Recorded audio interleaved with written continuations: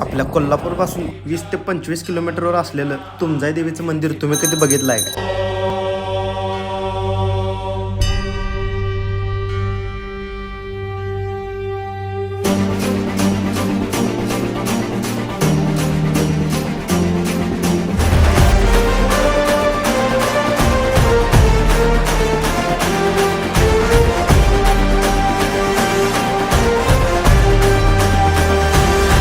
आई तुझ्या गचरणी आभाळ धरणी येऊन विसावले, देवादिकांचे संकट जाई ग हरुणी तुझ्याच कृपेमुळे.